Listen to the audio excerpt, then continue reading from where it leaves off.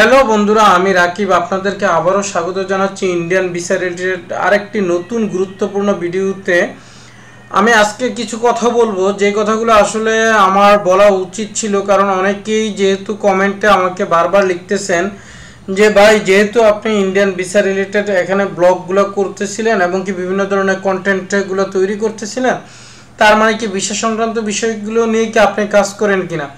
দেখেন, আমি ইন্ডিয়াতে এমনিতে ট্যুরিস্ট ভিসায় যেতাম যখন ট্যুরিস্ট ভিসা ওপেন ছিল, এবং কি মেডিকেল ভিসা আমার পরিচিত অনেকেই করেছে, এবং কি আমিও এটার মধ্যে মানে ইনভলভ থাকতাম। কি কখনো মানে অন্যটা কাজ করা হয়নি, নিজের কাজটাই নিজে করতাম, কখনো অন্যর জন্য যে কাজ করা ওইটা না। আবার নিজের কাজগুলো করার সময় যে অন্যর মাধ্যমে, অর্থাৎ কোনো যারা বুঝে তাদের সহযোগিতা নিতাম, কিন্তু এমন নয় যে টাকার বিনিময়ে কারোর সহযোগিতা নিয়ে করা, অর্থাৎ যে এটা আমরা বাংলা ভাষায় বলি একদম ডাইরেক্ট যে দালাল।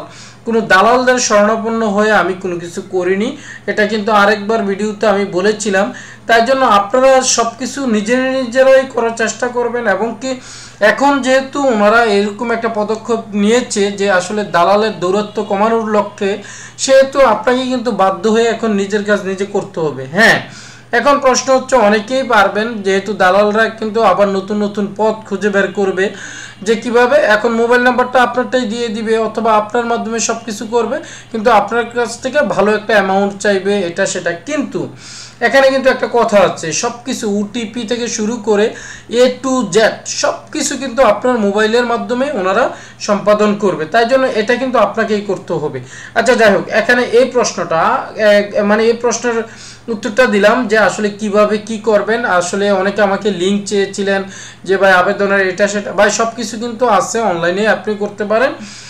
আর যেহেতু এখন একটা জটিলতা আছে, এটা তো অস্বীকার করার কোনো জো নেই যে আসলে সহজে ভিসা মানে মেডিকেল ভিসা অথবা স্টুডেন্ট ভিসা, এই ভিসাগুলো পাওয়া গেলেও কিন্তু আসলে স্লট সহজে পাওয়া যাচ্ছে না, এটা তো অস্বীকার করার কোনো জো নেই। তবে হ্যাঁ, একটা ওয়ে আছে, যে ওয়েটা হলো কি, আমি কিন্তু বারংবার বলেছিলাম, যদি আপনার ইমার্জেন্সি কোনো কিছু হয়ে থাকে তাহলে সরাসরি ওনাদের মানে এমবাসিতেই যোগাযোগ করতে পারবেন, করেই কিন্তু আপনি সব কিছু করতে পারবেন। অথবা আপনি ওই দেশের হসপিটাল থেকে, অর্থাৎ যেখান থেকে চিকিৎসা নিচ্ছেন সেখান থেকেই কিন্তু আপনি সব কিছু করতে পারবেন।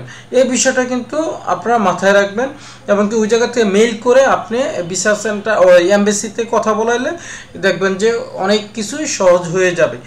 এখন অনেকে বলবেন যে ভাই এত সহজ না বিষয়টা। ভাই, আমার পরিচিত অনেকেই করছে তো, এবং আমি নিজেও তো এগুলো নিজের কাজ নিজে করি, তো আমি জানি কতটা সহজ বা কতটা কঠিন।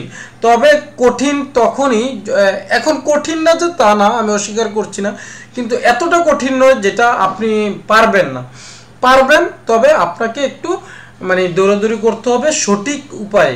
আচ্ছা, যাই হোক, আরেকটা বিষয় হচ্ছে কি, যে আরেক ভাই আমাকে বলছিলেন যে ভাই আমি গত বছর অর্থাৎ 2024 সালের সেপ্টেম্বর মাসে কিন্তু উনি ইন্ডিয়াতে গিয়ে ট্রিটমেন্ট নিয়েছিলেন, যে ভ্যাকসিন সংক্রান্ত একটা বিষয়ের কথা উনি বলছেন, এবং কি উনি বলতেছিলেন যে 3 মাস পরে আবার ভ্যাকসিন নেওয়ার কথা ছিল, কিন্তু ভিসার জটিলতার কারণে উনি যেতে পারছেন না। এখন উনি কি করতে পারেন?